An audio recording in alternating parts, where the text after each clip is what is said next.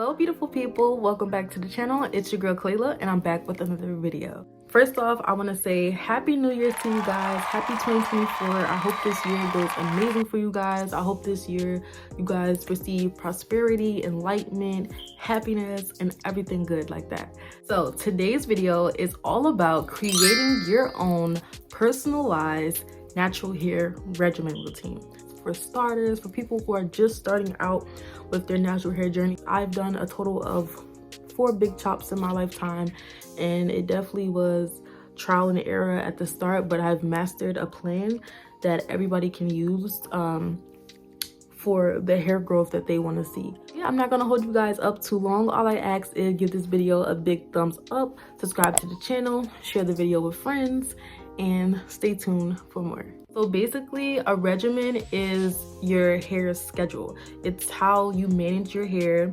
It decides what days you wash, what days you co-wash, what days you do this, what days you do that. You have to have structure when it comes to natural hair. So number one, you have to familiarize yourself with natural hair terms. What I mean by that is porosity, density, hair type. All those words are a part of the natural hair community.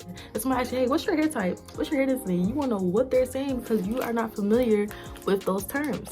So guys, I want this video to be very detailed, however, not too long. We'll break down the basics for you guys. And if you want a more detailed video, comment and DM on Instagram, whatever you feel is best to let me know that you're interested and you're engaged. Hair porosity is how well your hair is able to obtain and hold moisture.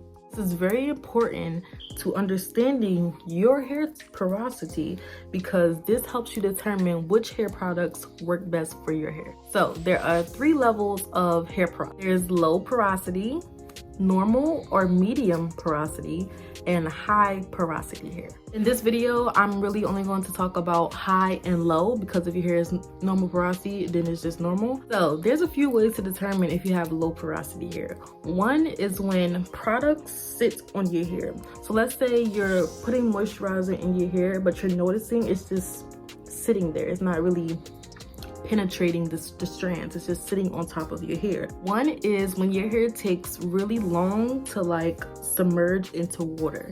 So let's say you're washing your hair and you're noticing how the water is just kind of like sitting on your hair instead of like really penetrating your strands.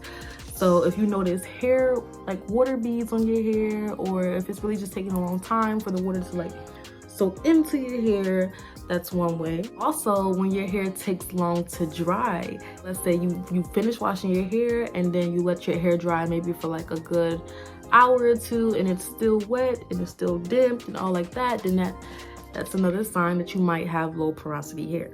Another way is if your hair is protein sensitive. Let's say you can't really use a lot of products that have protein in it because you notice it kind of makes your hair weaker instead of strengthening it since it's protein, but you notice it's kind of weakening your hair because it's protein sensitive. That's low porosity. Low porosity just means that your hair strands are sealed and closed shut, making it super hard for your hair to obtain the moisture because your hair strands are closed shut. Also, if you have a lot of product buildup, these are also ways to determine if you have low porosity hair.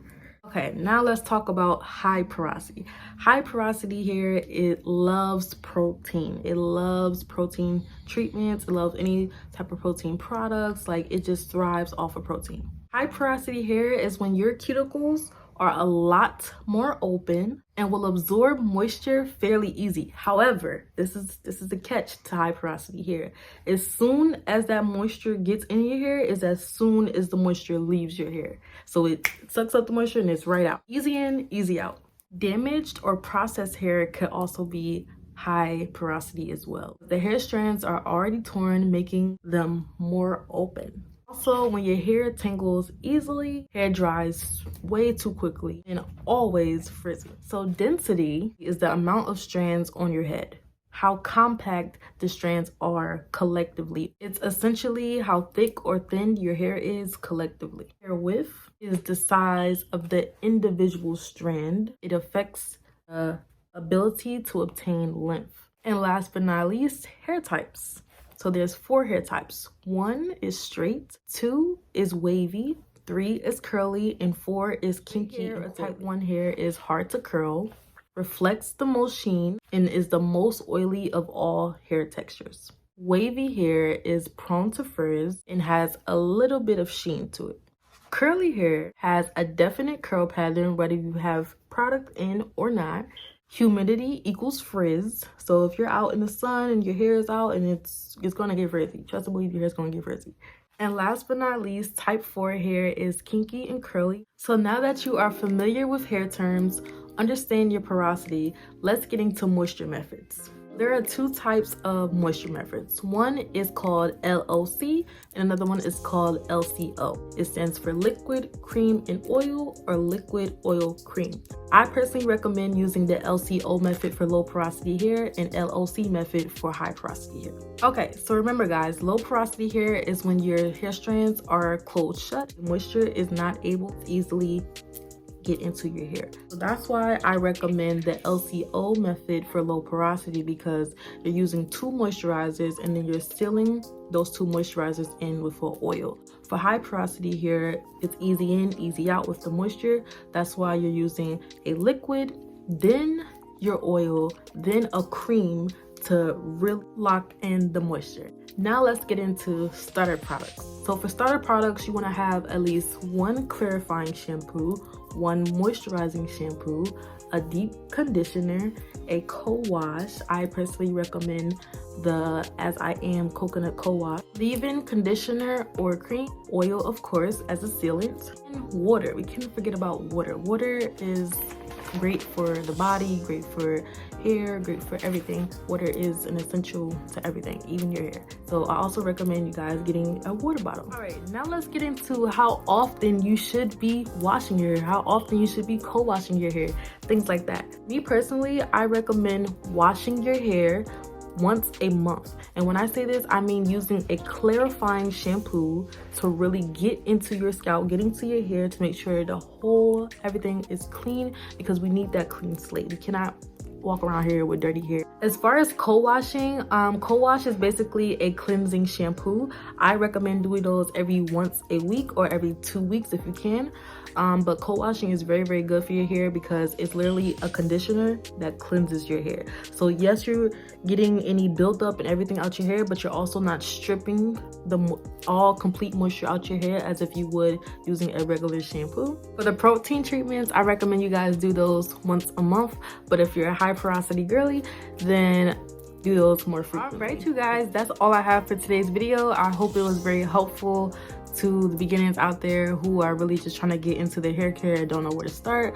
Having a natural hair regimen routine is definitely the way to go, just to make sure you're on track for everything, just to make sure your hair isn't missing out on those deep conditioners, your hair isn't drying out, or it's not too oily or anything like that. I appreciate you guys so very much.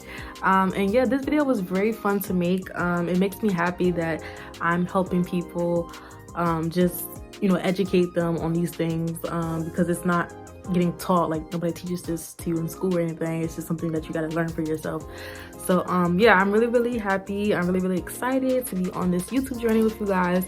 So yeah, follow me on TikTok, you guys. I actually do post more hair tips and tricks on my TikTok page, and also on my IG, I post IG reels of hair videos as well. So if you want to see more hair videos, you want to see more of my personality and things like that, then hop on over to those socials. And yeah, again, like the video, subscribe, share with friends, and I'll see you guys in the next one.